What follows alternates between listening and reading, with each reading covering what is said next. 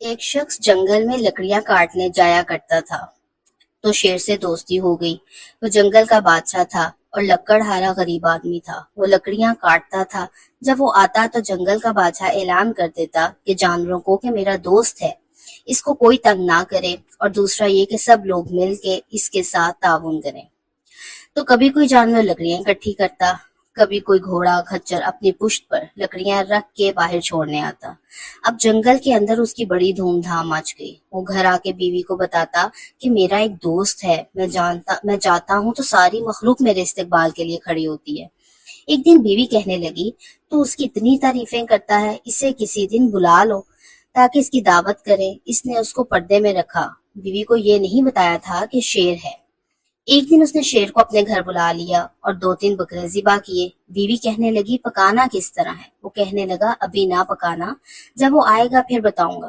شیر آ گیا۔ جب بیوی نے دیکھا تو اس نے بڑا سخت جملہ بول دیا۔ کہنے لگی، اوہو، میں سمجھی پتہ نہیں کون ہے، اس طرح کے درندے تیرے یار ہیں، کتے بلے دوست بنائے ہوئے ہیں۔ شیر نے سن لیا، گوشت کھایا اور چلا گیا۔ اگلے دن لکڑہارا لکڑیاں کاٹنے گیا تو شیر نے ملاقات کرتے ہوئے لکڑہارے سے کہا کہ یہ کلہاڑی اٹھاؤ اور میری پشت پر ایک زخم لگا۔ اس نے کہا، نہیں، میں ایسا نہیں کر سکتا، تو میرا دوست ہے۔ شیر نے کہا، سن بھائی، میں نے پیار سے کہا ہے تو مان جاؤ، میں آپ کو تکلیف دینا مناسب نہیں سمجھتا۔ تو لکڑہارے نے کلہاڑی اٹھائی اور اس کی پشت پر ایک زور سے زخم لگا دیا۔ خون بہنے لگا۔ شیر نے کہا، آج کے بعد آپ نے آنا ہے، لکڑیاں کاٹنی ہے، تجھے کوئی کچھ نہیں کہے گا، بس یہ ایک حکمت تھی جو میں نے کیا ہے۔ وہ آتا رہا، لکڑیاں کاٹتا رہا، خدمت بھی ہوتی رہی۔ 8 ماہ گزر گئے۔ ایک دن شیر نے اس سے کہنے لگا، ذرا میرے بال اٹھا کر دیکھ، جو تو نے زخم لگایا تھا وہ کہاں پر ہے؟ اس نے بال اٹھا کر دیکھا، زخم ملا ہی نہیں۔ اس نے سارا جسم ٹٹولا، یہاں تھا لیکن زخم کا نشان ہی نہیں ملا۔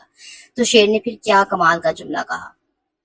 اس نے کہا کہ وہ زخم جو تم نے لگایا تھا وہ مکمل ہو گیا ہے، لیکن تیری بیوی کے لہجے میں جو سختی تھی، تلخی تھی، وہ آج تک میرے ذہن میں موجود ہے۔ وہ ابھی بھی مجھے تکلیف دیتی ہے۔ سوچتا ہوں مجھے اس نے درندہ کہا، اس نے میرے بارے میں اتنے سخت اور کمزور جملے کہے، وہ بات مجھے بھولتی ہی نہیں، وہ آج بھی یاد ہے۔ زبان کا زخم کبھی نہیں بھرتا۔